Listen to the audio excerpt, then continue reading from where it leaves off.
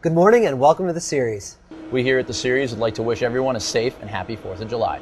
The low hum you hear right now is the anticipation for today's $5,000 No Limit Hold'em event, or it could possibly be a vacuum.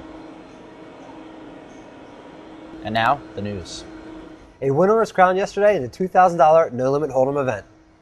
After going into heads-up match with less than half the chips in play, Mark Voss eventually defeated Nam Lee when he cracked Lee's pocket kings to take home the bracelet and $800,000.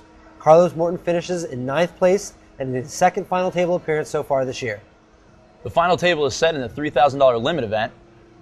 After starting at 415 players, the Final Nine's only notable name is Jeffrey Lissandro, as bigger names like Barry Schulman and Phil Hellmuth were eliminated not long beforehand. The final table is set to begin today at 2 p.m. has a top prize of $340,000 and is led by Carlo Lopez with $227,000 in chips.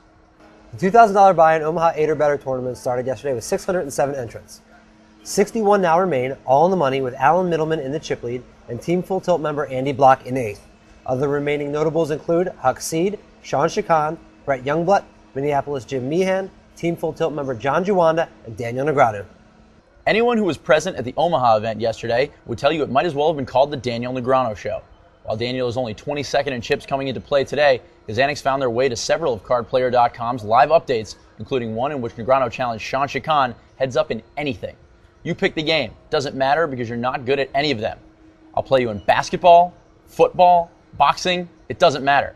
Chacon disagreed. No boxing match has been set at this time.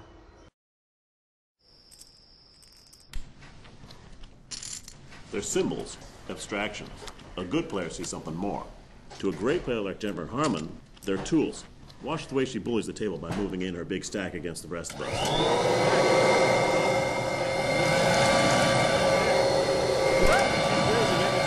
I cannot hear a word you're saying. What? To learn, chat, and play with the pros, go where they live. FullTiltPoker.com. It was a rough night for Phil Hellmuth, who had hand after hand cracked in yesterday's $2,000 limit event. Our big name matchup of the day involves Hellmuth and card player's own Barry Schulman.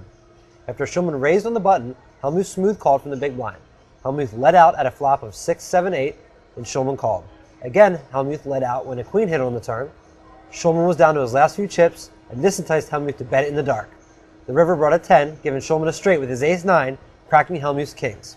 Hellmuth, who had lost with aces not too long before this hand, reacted to both beats with, "God, boy, they outdrew me all of $70,000.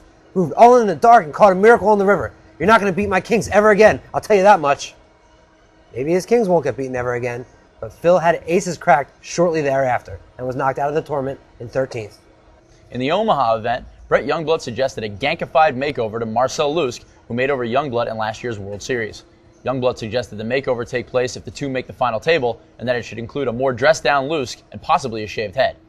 Lusk never outwardly shot down the idea, but it could explain why Lusk was eliminated shortly thereafter. And finally, back to the Omaha event and the Daniel Negreanu show, where we're forced to ask, "Daniel, is this your first tournament, sir?" After receiving only his first 2 hole cards, Negreanu attempted to fold. He was quickly corrected by the dealer, who informed him that you can't fold until you get all of your hole cards. Ha! Negreanu, what a clown. Seriously, Daniel, is this your first tournament, sir?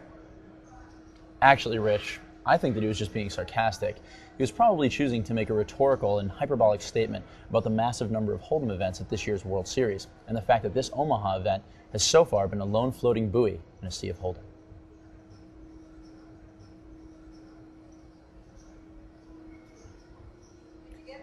This has been the series, Where the only 4th of July fireworks you'll see is Phil Hellmuth getting his aces cracked.